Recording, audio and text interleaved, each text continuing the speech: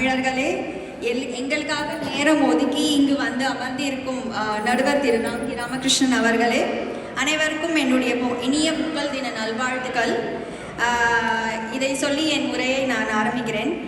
எனக்கு முன்னால் பேசிய திரு தேவி அண்ட் சங்கீதா அவர்கள், தேவி அவர்கள் என்ன கூறினார்கள் என்றால், இங்கே வந்து ஸ்ட்ரெஸ் ஃப்ரீயாக வந்து ஒரு அவ்வளோ ஸ்ட்ரெஸ் ஃப்ரீயாக இருக்கலாம் ரீல்ஸை பார்த்துட்டு.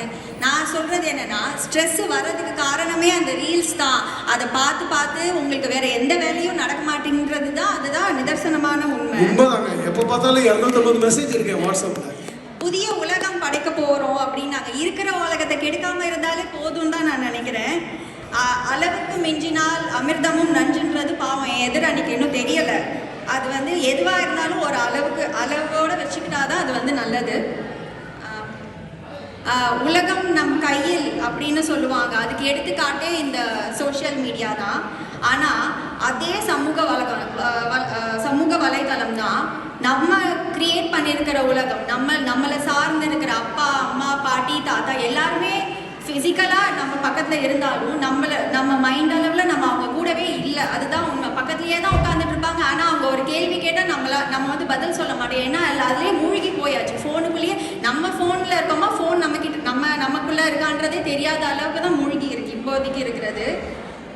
இப்போ சமீபத்தில் என் நண்பர் ஒருத்தரை பார்த்தேன். அவர் வந்து அவரோட அம்மாவுக்கு வந்து பர்த்டே அப்படின்னாரு. ஓ அப்படியா, சரி நல்லது, ஹாப்பி பர்த்டே அப்படின்னு சொல்லிட்டு நீங்கள் விஷ் பண்ணிக்கலான்னு.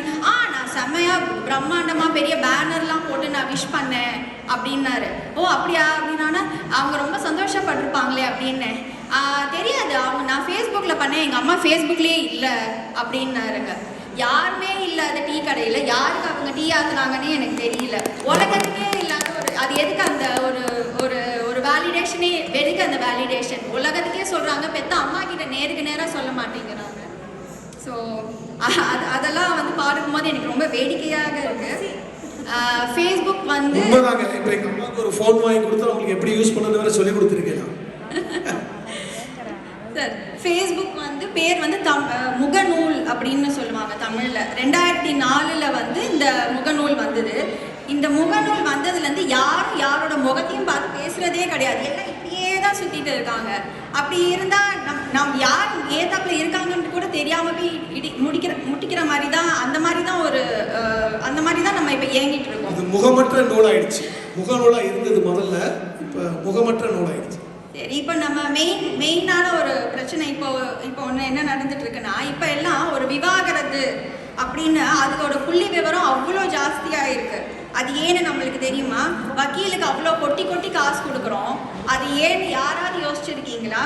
ஏன்னா நம்ம தலைமுறையில் கணவன் மனைவியெல்லாம் பேசிக்கிறதே கிடையாது.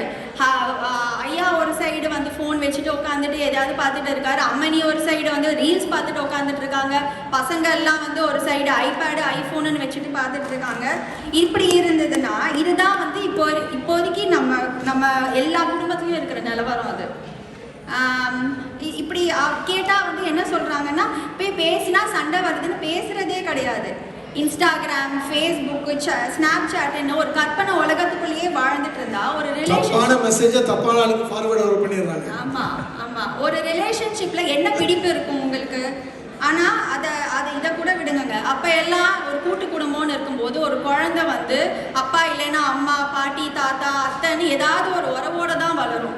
ஆனால் இப்போல்லாம் வந்து வெறும் இயந்திரத்தோட தான் வளருது. முன்னாடி இயற்கையோட வளர்ந்த குழந்தைகள்லாம் இப்போ இயந்திரத்தோட வாழும்போது அதுக்கு வந்து அந்த மாதிரி ஒரு புத்தி தான் ஒரு ஓகே நான் இருக்கேன் இப்படின்னு தான் வந்து பேச தோணுமே தவிர ஒரு வாய்ஸ் மாடுலேஷனே இல்லாமல் போகும். நானே இங்கே நிறையா பார்க்குறேன். எல்லா பசங்களும் ஃபோனோடையே தான் இருக்காங்க. நான் இங்கேயே நிறையா அந்த மாதிரி தான் பார்த்துருக்கேன். எல்லாம் ஃபோனோடையே தான் இருக்காங்க. அவங்க ஒரு ஓடி விளாண்டா அவங்களுக்கு அந்த மாதிரி ஒரு வாழ்க்கை தான் இருக்கணுமே தவிர இயற்கையோடு இருக்கவே கூடாதுன்றது நான் ஆணித்தனமாக இங்கே அடிக்கிறேன். என்னோட தோழி அஸ்ரிதா வந்து இதை பற்றி அவ்வளோ அழகாக சொன்னாங்க. இப்போ இருக்கிற இந்த ஜென்சி கிட்ஸ் எல்லாம் ஒரு கையில் ஃபோனு ஒரு கையில் ஐபேட்னு தான் வளருது. 12 வயசுலேயே டிஸ்ட்ராக்ஷன்னு சொல்கிறாங்க. நம்மளுக்கு அந்த 12-13 வயசில் ஒரு டிஸ்ட்ராக்ஷன் அது என்னன்னாது நம்மளுக்கு தெரியுமா? இப்போ வந்து எனக்கு தெரிஞ்ச ஒரு நண்பர் அவர் சொல்கிறாரு, என்னோட பையன் 3 வயசுலேயே கோடிங் பண்ணுறான், ஃபேஸ்புக்கில் இப்படி போய் அப்படி வரான் அப்படிங்கிறாரு. நீ வந்து ஆனால் அந்த குழந்தைக்கு அப்பா அம்மான்னு சொல்ல அதுக்கிட்ட வந்து பேசுறது வந்து மிஷின் தான் ஜாஸ்தியே தவிர மனுஷங்க கிடையாது.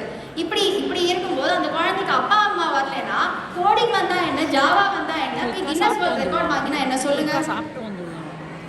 கோமாளின்னு ஒரு ஜெயம் ரவி படம் ஒன்று வந்தது, எல்லாரும் பார்த்துருப்பீங்கன்னு நினைக்கிறேன். அந்த படத்தில் வந்த ஒவ்வொரு டயலாகுமே நம்மளுக்காகவே எழுதப்பட்ட மாதிரியே இருக்கும். எனக்கு வந்து அந்த படம் ரொம்ப பிடிக்கும், நான் பார்த்துருக்கேன். அது வந்து பார்க்கும்போது நம்மளையே வந்து சொல்கிற மாதிரி தான் இருக்கும்.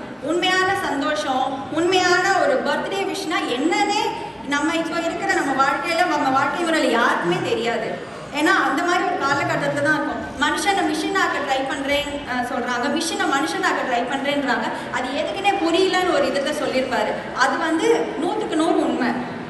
ஸோ அந்த சோஷியல் மீடியா வேலிடேஷன் ஒன்று சொல்கிறாங்க.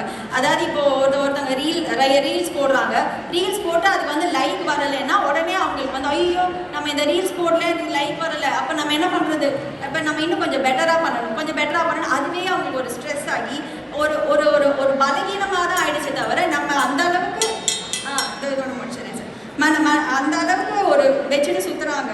ஸோ இன்னும் ஒரே ஒரு விஷயத்த மட்டும் சொல்லிட்டு நான் முடிச்சுக்கிறேன். இப்போ அம்மா ஆர்டிக் பிளாஸ்ட்னு ஒன்று, ஒரு 6 இன்ச்சு ஸ்னோக்கு ஒன்று நடந்தது. அங்கே அந்த டைமில் வந்து என்னாச்சு, ஒரு பக்கம் வந்து இந்த பேனிக் பையிங்கெல்லாம் பண்ணும்போது இன்னொரு பக்கம் வந்து நம்ம லேடிஸ் எல்லாம் ஒரு நல்லா சாரீ கட்டிட்டு எல்லாம் அந்த ரீல்ஸ் புது வெள்ளை மழை பாட்டு போட்டு ரீல்ஸ் போட்டுட்டு இருந்தாங்க. அது கூட பரவாயில்லைங்க. அவங்களுக்கு பின்னாடி இருக்கிற அவங்க அப்பாவுப்பட்ட கணவர்கள் எல்லாம் வந்து ஒரு இந்த பனி எஃபெக்டுக்காக இந்த ஸ்னோ கட்டியை வச்சு பின்னாடி தூவி எஃபெக்டாக கொடுத்துட்டு இருந்தாங்க. உண்மையிலேயே அவங்கெல்லாம் ரொம்ப பாவங்க. நீங்கள் போட்டிங்கன்னா நீங்கள் உங்கள் வீட்டுக்குள்ளே என்ஜாய் பண்ணுங்கள், அதையே ஊருக்கே நீங்கள் காமிக்கிறீங்க. அது வந்து எங்களுக்கு பார்த்து என்ன ஆக போகுது எனக்கு தெரியும். இதெல்லாம் நான் சொன்னேன்னா என்னை வந்து நீங்கள் பூமர்னு சொல்லுவீங்க. இதெல்லாம் சொல்கிறதுனால நான் பூமர்னா நான் பூமராகவே இருக்கேன் என்று பெருமையோடு நர்சரி குழந்தைகளுக்கு ஒரு பாட்டு சொல்லி கொடுப்பாங்க.